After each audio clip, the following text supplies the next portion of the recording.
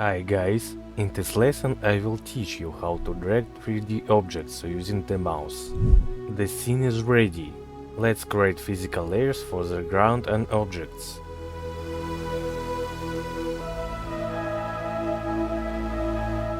Let's write a script. We will need a camera, the objects itself and layers.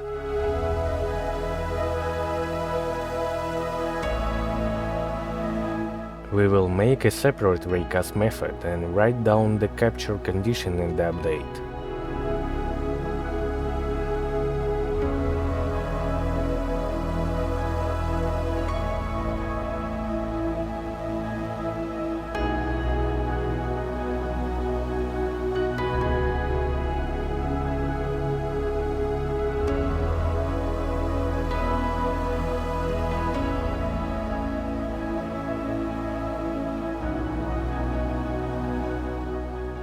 Let's check the script.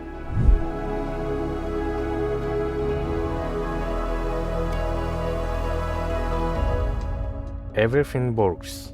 Subscribe to the channel and thanks for watching.